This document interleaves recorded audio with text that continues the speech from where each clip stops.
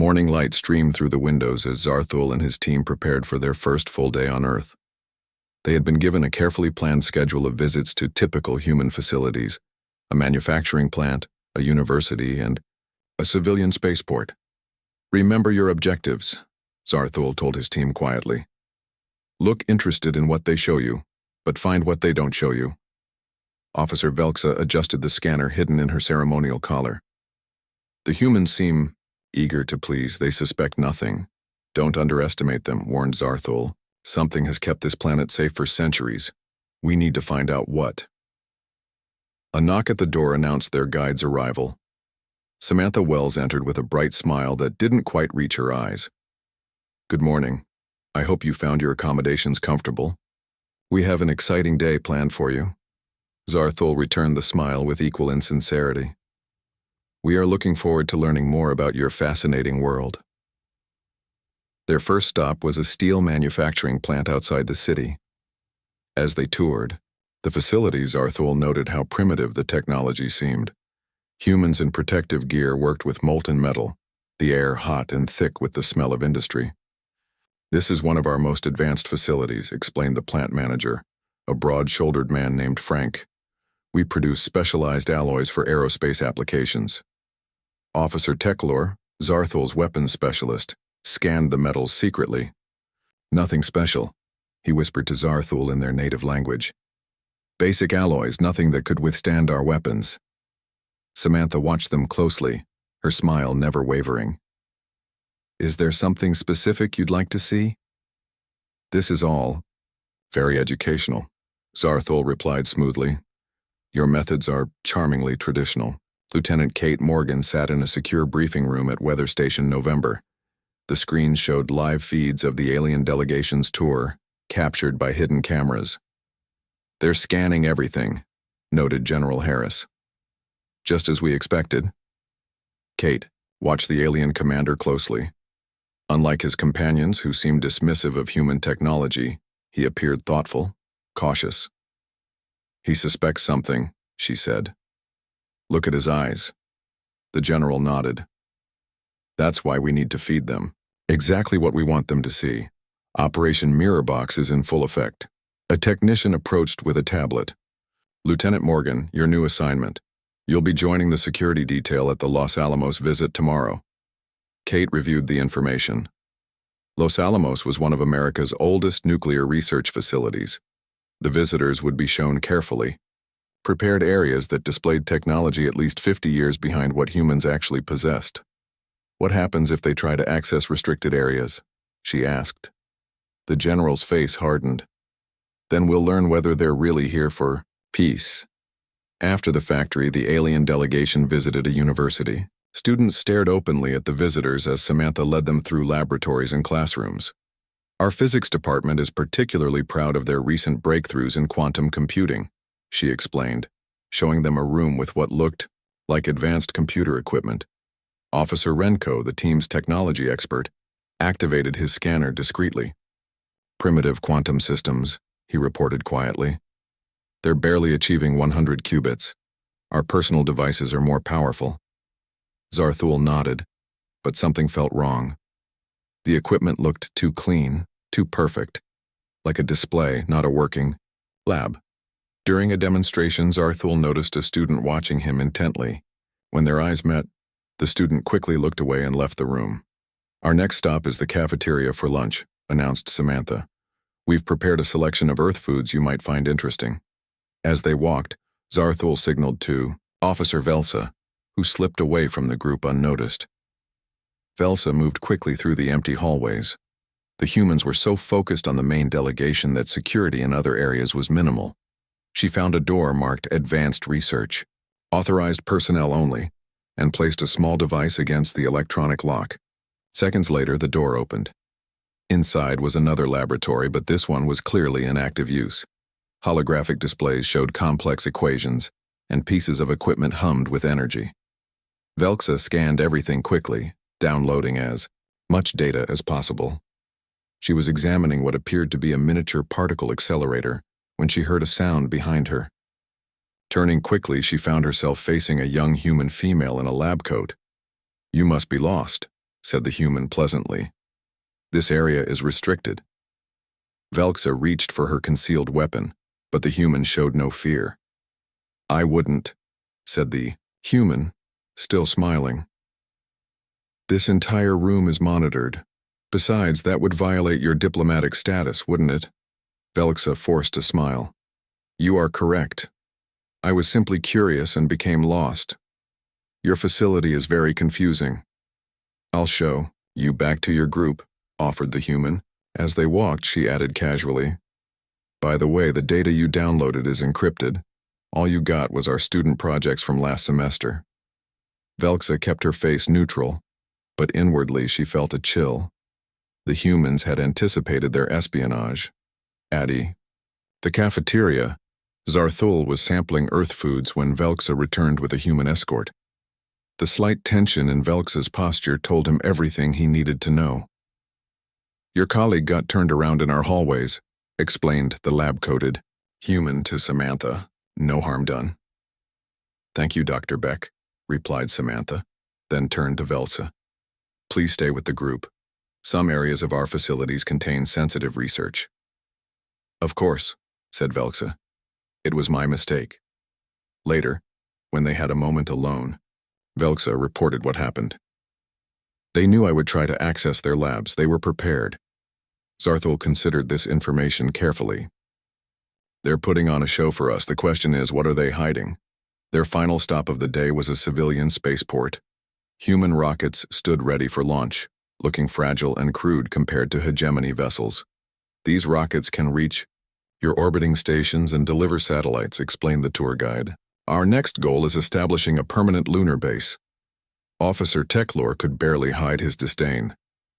Chemical propulsion, wasteful and slow. Zarthul studied the rockets with more consideration. Yet they reached space with this technology. They are resourceful, if nothing else. As they watched a rocket launch demonstration, Jack Curtis appeared beside Zarthul. The human diplomat had been absent for most of the day. Impressive, isn't it? Jack asked. For your level of technology, yes, replied Zarthul. Jack smiled. You know, Commander, there's an old Earth saying, things are not always what they seem. I hope you're enjoying your visit so far. Before Zarthul could respond, Jack walked away, leaving the alien commander with an uncomfortable feeling that the human had just issued some kind of warning. That night, at their lodgings, Zarthul's team compiled their findings. Everything confirmed their initial assessment. Earth used outdated technology, had minimal space defenses, and would be no match for the hegemony fleet.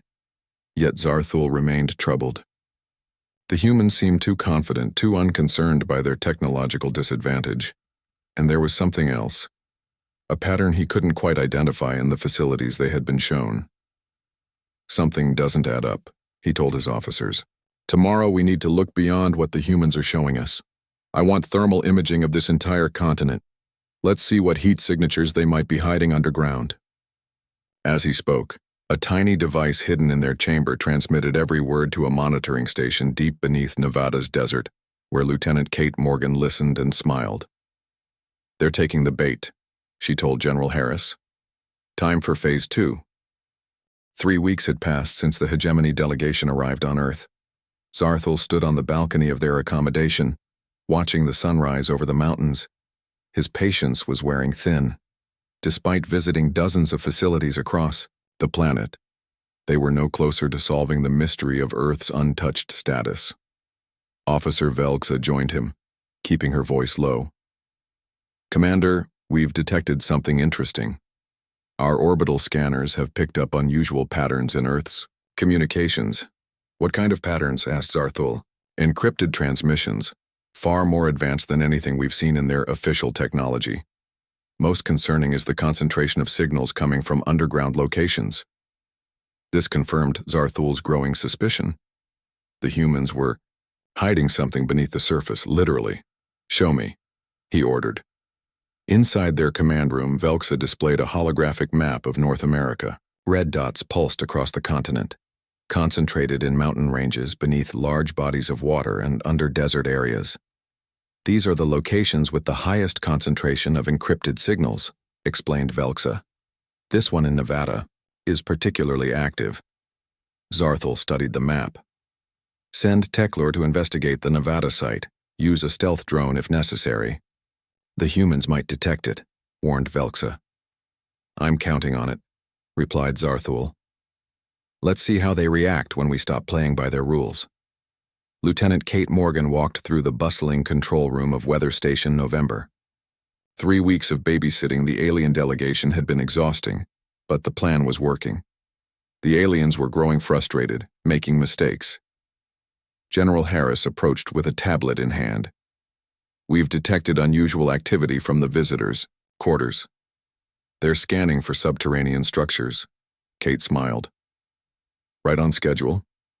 There's more, said the general. Our sensors detected a launch from their orbiting ship. Small object stealth technology. Current trajectory suggests it's headed here. Kate's smile faded. They're moving faster than we expected. Alert the defense grid, but don't intercept yet. Let's see how close they try to get. She turned to a nearby technician. Is the tablet ready? The technician nodded, handing her a sleek device. All set. One seemingly carelessly unlocked tablet with just enough information to make them curious. Perfect, said Kate. Time for our next move. Officer Teklor monitored the stealth drone's progress from the delegation's quarters. The small device, no larger than a human bird, flew across the desert landscape. Its sensors focused on the coordinates Velxa had identified.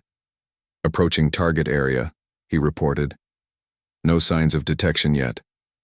Zarthul watched over his shoulder as the drone's cameras showed an unremarkable area of desert. There were a few small buildings that appeared to be weather monitoring equipment, but nothing that would explain the concentration of signals. Scan for subsurface structures, ordered Zarthul. The drone activated its ground-penetrating scanners. Immediately, alarms blared. We've been detected, shouted Teklor. The drone's systems are being jammed. On the screen, they watched as the drone's camera captured a brief glimpse of the ground opening up. Something emerged from below, a weapon of some kind, and fired. The screen went black. Drone lost, reported Teklor, his voice tight with worry. Zarthul remained calm. So they do have defenses, more advanced than they've shown us. A knock at the door interrupted them. Velxa quickly shut down the holographic display as Zarthul went to answer. Samantha Wells stood there with her usual smile. Good morning, Commander. I hope you slept well. There's been a change to today's schedule. Jack Curtis would like to take you on a special tour of some of our agricultural facilities. Of course, said Zarthul smoothly. We are always eager to learn more about Earth's primitive technologies. Samantha's smile didn't waver. Wonderful. There's a vehicle waiting outside. Oh, and it will just be you today. Your team has been invited to a cultural exchange at the United Nations. Zarthul recognized the tactic. They were separating him from his officers. Very well. The vehicle traveled for an hour before stopping at what appeared to be a large farm. Jack Curtis waited beside a tractor, dressed casually in what humans called jeans and a flannel shirt. Commander Zarthul. Thank you for coming. I thought you might enjoy seeing how we produce food. Very different from your synthesizers, I imagine. Zarthul followed Jack across the fields, listening to explanations about crop rotation and irrigation. It was all very basic, nothing that explained Earth's mysterious status. You seem distracted, noted Jack as they stopped beside an old barn. I was expecting more insights into Earth's defenses, replied Zarthul bluntly, deciding to test the human's reaction. Jack laughed. Defenses? We're farmers, not warriors. He pushed open the barn door. Come inside. There's something interesting. In here. The barn was dimly lit and filled with old farming equipment. As they walked deeper inside, Jack stopped. You know, it's funny you should mention defenses, he said, his tone changing. There was an incident in Nevada this morning. Some kind of foreign object flying over restricted airspace. It was shot down. Zarthul kept his face neutral. How unfortunate. Yes, agreed Jack, especially since it appeared to be using technology not available on Earth. He reached into his pocket and pulled out a small piece of twisted metal. Curious, isn't it? It was a fragment of the stealth drone. Zarthul recognized the hegemony alloy immediately. I wouldn't know, he said carefully.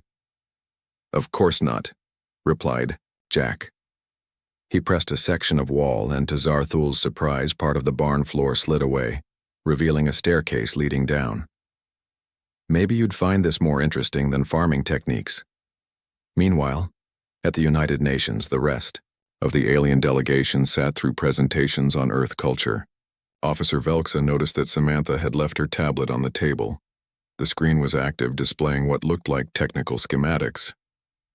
I should return this to her, said Velxa, picking up the device. As soon as she touched it, the screen changed, showing a blueprint labeled Lunar Defense Platform Alpha. The design was unlike anything they had seen during their official tours. This weapon system was far beyond what the hegemony possessed. Velxa quickly connected her hidden scanner to copy the files. The tablet contained dozens of similar schematics: orbital weapons platforms, energy shields, and something called Sol System Defensive Grid. When Samantha returned, Velxa handed her the tablet. You left this behind. Did I? Asked Samantha, taking it back with a look of concern. I hope you didn't see anything confidential. Only the presentation materials, lied Velxa. Samantha nodded, but her eyes told Velxa that the human knew exactly what had happened. Deep underground, Zarthul followed Jack through a corridor that seemed to stretch for miles. The primitive farm above had been a cover for something much more sophisticated. The technology here was advanced: energy fields, automated systems, and materials Zarthul didn't recognize. What is this place? He finally asked. Let's call it one of Earth's little secrets, replied Jack. One of thousands scattered across the planet. They reached a large door marked with symbols Zarthul couldn't read. Jack placed his hand on a scanner and the door slid open. Inside was a control room filled with humans monitoring dozens of screens. On the main display was an image of the solar system, with countless small dots representing what could only be defense platforms. A tall, gray-haired human approached them. Welcome to Weather Station November, Commander Zarthul. I'm Defense Director Greg Patel. I believe it's time we had an honest conversation about why no one attacks Earth. Zarthul stared at the massive display showing Earth's solar system. The number of defense platforms surrounding the planet was staggering. They formed a web so dense that no ship could approach without being detected. Some were disguised as asteroids, others hidden within the moon's surface. It was a defensive network beyond anything the hegemony had built. Impossible, he whispered. Your civilization doesn't possess this level of technology. Defense Director Greg Patel smiled. Or perhaps we simply chose not to show it to you. Lieutenant Kate Morgan entered the control room, no longer dressed as a tour guide, but in a military uniform with lieutenant bars on her shoulder. The rest of the delegation has been contained, she reported. They're reviewing the files we leaked, as expected. Greg nodded. Good. Commander Zarthul and I were just discussing Earth's defensive capabilities. Zarthul looked between the humans. This was all planned: the tours, the seemingly primitive technology, the accidentally leaked files. Operation Mirror Box, confirmed Kate. We show you what you expect to see: a vulnerable, technologically inferior planet. Meanwhile, we monitor how you react and what you're really looking for. Jack leaned against a console. We've been doing this dance for centuries, Commander. You're not the first to investigate why Earth remains uncontested. You're just the first we've decided to bring inside. Zarthul's mind raced with implications. Why show me this now? Greg gestured to a conference room off the main floor. Let's talk privately. Inside the conference room, Zarthul was offered a seat at a round table. Through the window, he could see technicians monitoring the solar system's defenses. Some wore uniforms like Kate's, others civilian clothes. All worked with quiet efficiency. Let me tell you a story, began Greg, sitting across from him. About 700 years ago, Earth detected its first alien signals. We were barely space-capable then, just taking our first steps to the moon. When we realized we weren't alone, we had a choice: Announce ourselves or remain quiet and listen. You chose to listen, said Zarthul. Yes, and what we heard terrified us. Wars between star empires, planets conquered or destroyed, species enslaved. Greg's eyes were hard now. Humans have always been good at war, Commander. Even when we fought among ourselves, we kept getting better at it. When we understood what was waiting for us in space, we decided on a different approach. Kate placed a tablet on the table that showed historical images of early human rockets and weapons. We created a facade, she explained. On the surface, nations continued to squabble. Our space program progressed at a believable pace. But underground, beneath oceans, inside mountains, we built. We developed technologies in secret that were centuries ahead of what we showed the world. Zarthul was beginning to understand. You wanted to appear harmless. Precisely, said Jack. The perfect camouflage.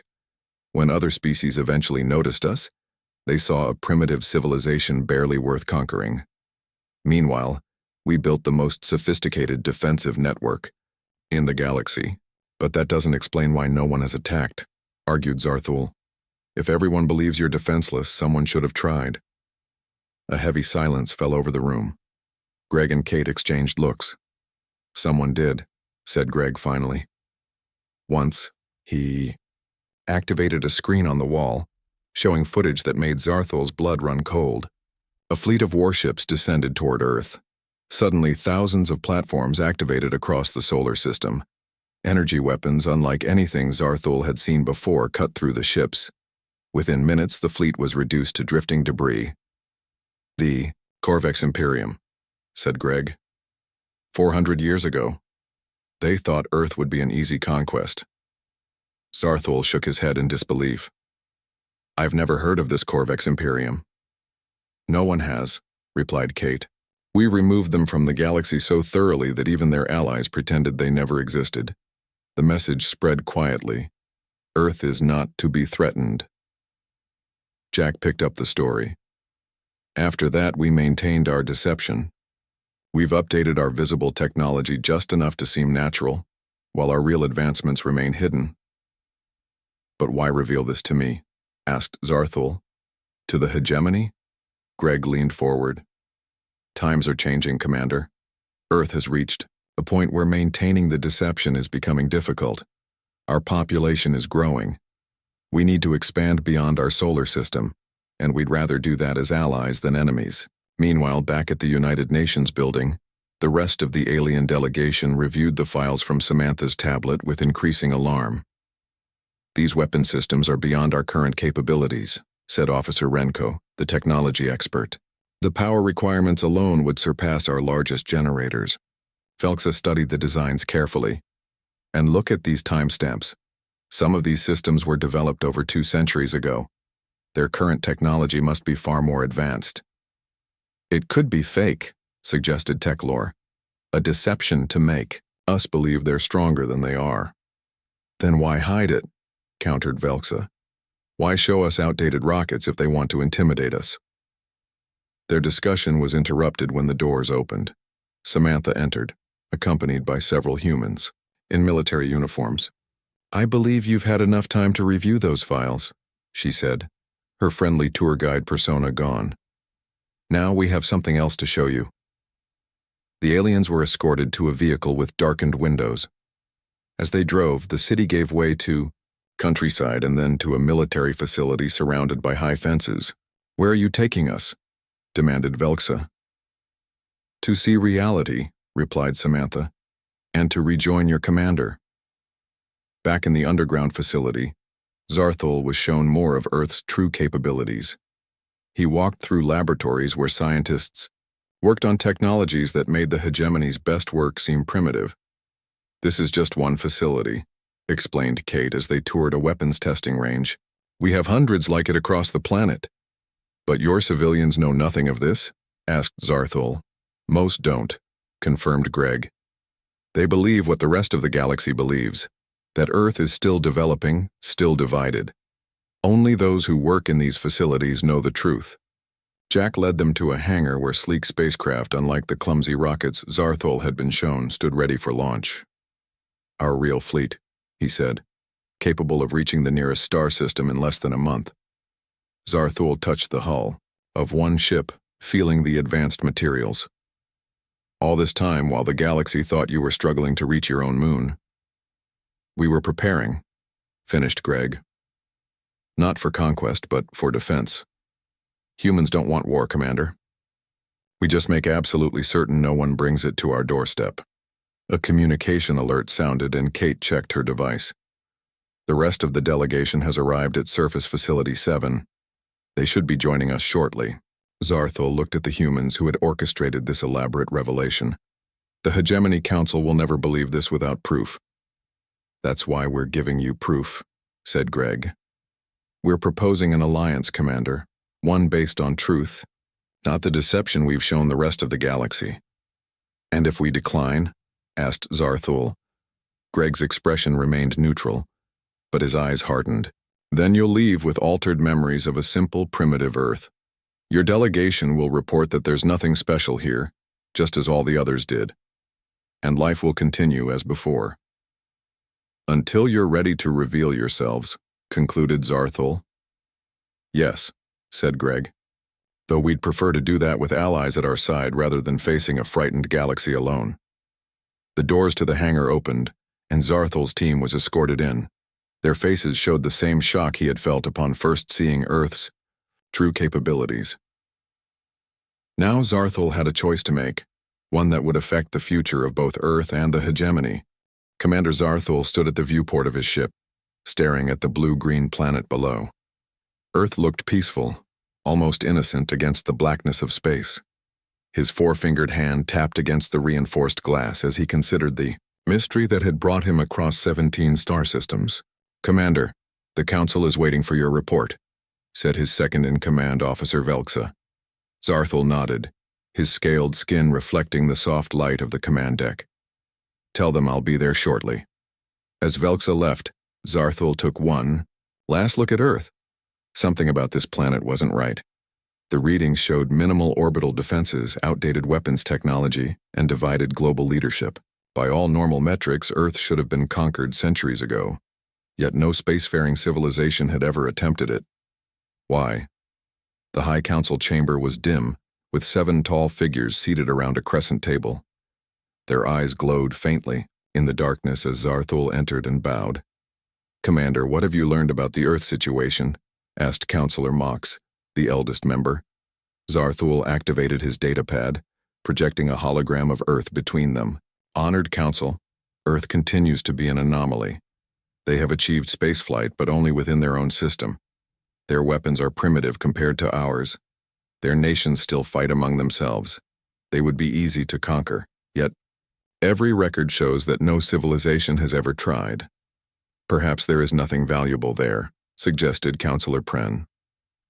Unlikely, Zarthul replied.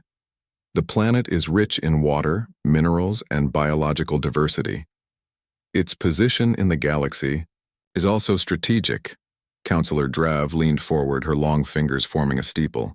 What about the old stories? The rumors that the last race to attempt invasion was never heard from again? The room grew quiet. Even among the battle-hardened hegemony, such stories were treated with caution. There is no proof such an invasion ever happened, said Zarthul. No debris, no records, just stories. Then perhaps it's time we learned the truth, said Councillor Mox. Commander Zarthul, we are assigning you a new mission. You will lead a covert team to Earth. Pose as diplomatic envoys seeking peaceful contact. Study their civilization up close and discover why they have remained untouched despite their weakness. Zarthul bowed again. It will be done. Lieutenant Kate Morgan felt the warm Seattle breeze on her face as she sat across from her brother at the outdoor cafe. After 6 months at sea, simple pleasures like this felt magical. So they're really keeping you in the dark about your new assignment? Asked Alan, stirring his coffee. Kate smiled. That's how classified postings work. All I know is I report to Nevada next week. What she couldn't tell him was that Weather Station November was actually Earth's most advanced defense facility. The less her civilian brother knew, the safer he would be. "Well, at least you're home now," said Alan. "Mom's planning a big dinner tonight. She's making your favorite." Their conversation was interrupted by the sudden blaring of emergency alerts from everyone's phones. Around them, people looked confused, some afraid. Kate pulled out her phone and read the message. Her military training kept her face calm, but her heart raced. Emergency alert. First confirmed contact with extraterrestrial intelligence. All military personnel report to nearest base immediately. This is not a drill. "I have to go," Kate said, already standing. Alan grabbed her wrist. "What's happening?" The cafe's television switched to an emergency broadcast. The president appeared on screen, looking serious but composed. "My fellow Americans and citizens of Earth. 1 hour ago, our deep space monitoring stations detected several vessels entering our solar system. These vessels have identified themselves as representatives of an interstellar civilization called the Hegemony. They claim to come in peace, seeking diplomatic relations." The cafe erupted in shocked conversation. Kate used the distraction to slip away, already dialing her commanding officer. Morgan reporting. "Where do you need me?" The voice on the other end was clipped and professional. "Get to Boeing Field, there's a transport waiting. November is activating all assets." 7 days later, Zarthul smiled as warmly as his alien features allowed while Earth's diplomatic team welcomed his delegation. The landing area outside the United Nations building in New York was crowded with humans, their expressions ranging from awe to suspicion. "On behalf of the people of Earth, welcome," said the human in front. "I'm Jack Curtis, appointed by the Secretary General to lead the diplomatic team." Zarthul bowed slightly. "The Hegemony extends its greetings to Earth. We look forward to peaceful exchange between our civilizations." As they walked toward the building, Zarthul observed everything. The security was visible but not overwhelming, another sign of the humans' naivety. His team had already activated scanning devices hidden in their ceremonial clothing, mapping the building and analyzing technology levels. "You'll be staying in a facility prepared specially for your delegation," Jack was saying. "We've attempted to make it comfortable based on the specifications you sent ahead." "Your hospitality is appreciated," replied Zarthul. A human female approached, extending her hand in what his cultural briefing had explained was a greeting gesture. "I'm Samantha Wells. I'll be your primary guide during your stay." Zarthul noted her confident posture and alert eyes. This one was more than a simple guide. Intelligence, perhaps? Good.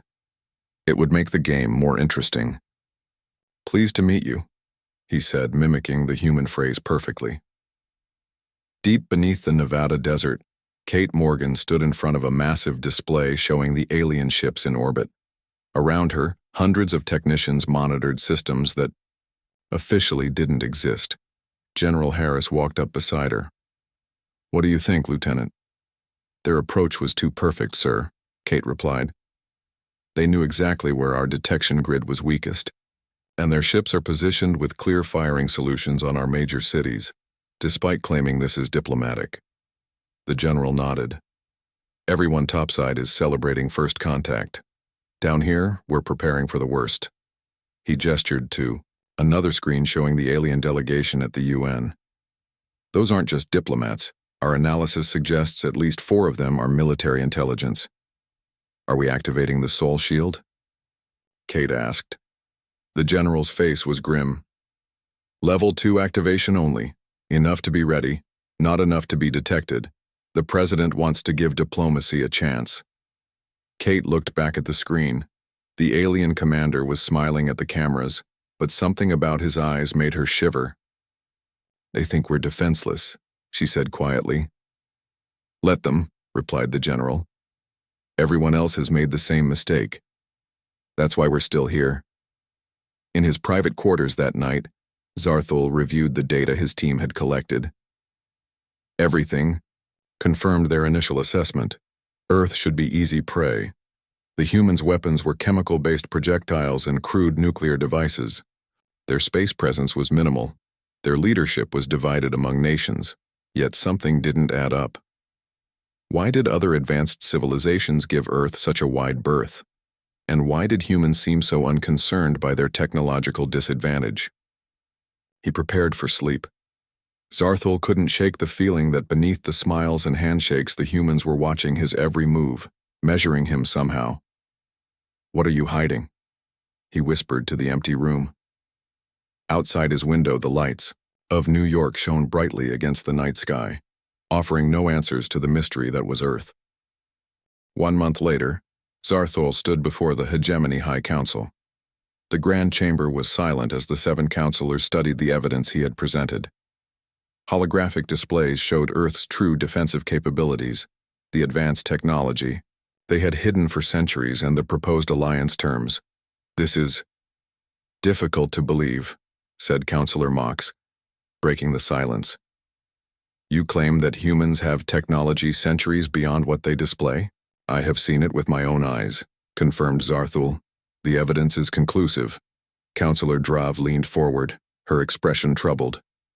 "And this Corvex Imperium? An entire civilization erased from history by humans?" "Their fleet was destroyed, so completely that no one dared speak of them again," replied Zarthul. "The humans did not pursue their remaining colonies or homeworld. They simply sent a message: do not threaten Earth." The council members exchanged uneasy glances. The implications were enormous. If Earth had maintained this deception for centuries while developing such capabilities, what else might they be capable of? "Why reveal themselves now?" asked Counselor Pranin. "After so long in hiding?" "They wish to expand beyond their solar system," explained Zarthul. "Their population grows, and they can no longer contain their advancement without revealing their true nature. They prefer to emerge as allies rather than be discovered and viewed as a threat." Counselor Mox studied the proposed alliance terms carefully. "These are surprisingly favorable to the hegemony. They ask for trade, cultural exchange, and mutual defense. No demands for territory or technology transfers." "The humans do not seek conquest," said Zarthul. "They are defensive by nature, though extremely dangerous when threatened.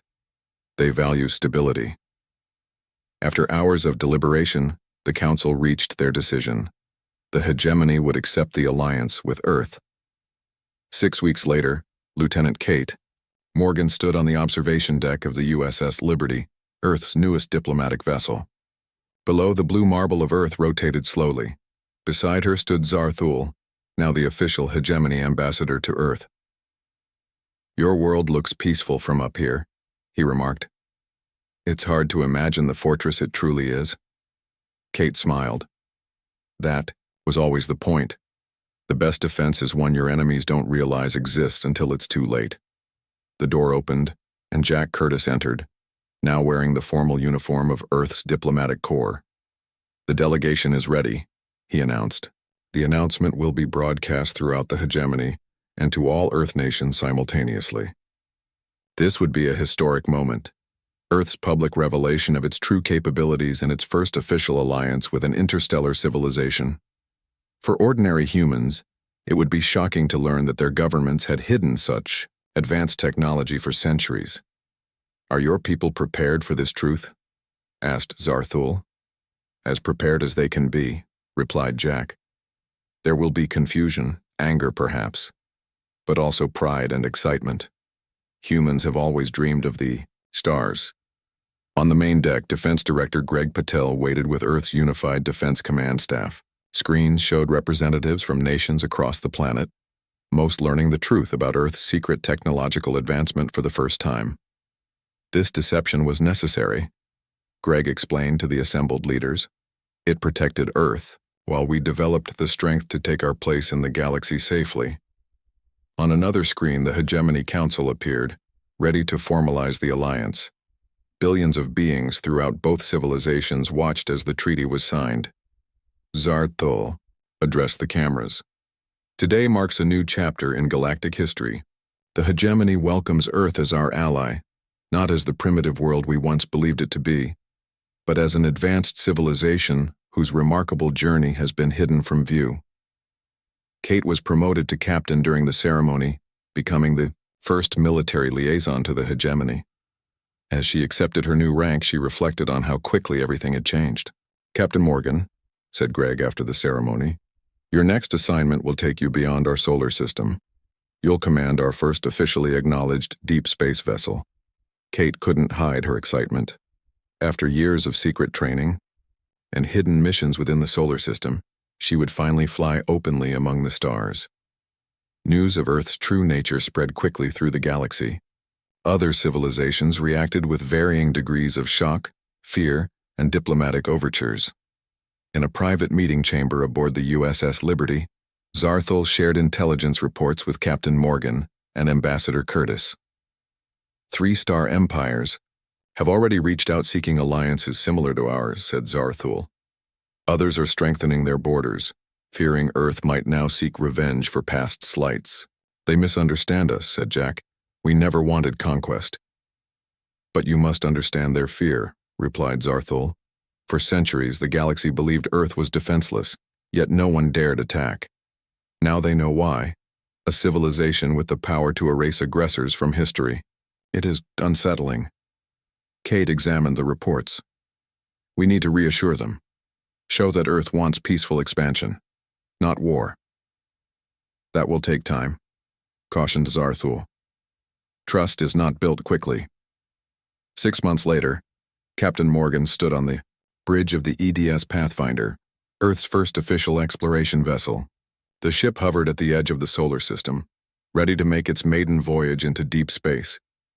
"All systems ready, Captain," reported her first officer. Kate nodded, looking at the starfield ahead. For centuries, humanity had hidden its true capabilities, watching the galaxy from afar. Now they would join it openly. "Set course for the Centauri system," she ordered. "Standard speed." As the Pathfinder accelerated smoothly to faster-than-light travel, Kate thought about how far humanity had come. From hiding underground to sailing between stars, from feared mystery to respected ally. On the diplomatic deck, Ambassador Curtis and Ambassador Zarthul watched stars streak by through the observation window. "You know," said Jack thoughtfully, "there's an old Earth saying, 'The best trick the devil ever pulled was convincing the world he didn't exist.'" Zarthul considered this an apt comparison. Earth convinced the galaxy it was harmless while building the power to destroy any who threatened it. "Not just destroy," corrected Jack. "Protect. There's a difference." Zarthul nodded slowly. "That distinction is why the hegemony chose alliance over conflict. You could have conquered many worlds with your technology, yet you remained hidden, defensive." "Humans don't want to rule the galaxy," said Jack. "We just want our place in it." As the Pathfinder carried them deeper into space, Earth's secret was now known throughout the stars. Beneath its peaceful appearance lay not weakness but tremendous strength. The planet wasn't defenseless. It was the most heavily fortified world in known space. The message rippled across civilizations. Earth was not to be threatened. For behind their friendly diplomatic missions and newly revealed technology was a species that had perfected the art of appearing harmless while preparing for the worst. It was the perfect predator strategy. Look harmless until it's too late for your enemy to escape. And now, with their deception finally ended, humanity stepped onto the galactic stage not as conquerors, but as equals who had earned their place among the stars through patience, ingenuity, and the wisdom to hide their strength until the right moment. As Captain Morgan liked to say, the best defense isn't a strong offense. It's making sure no one realizes you need to defend yourself at all.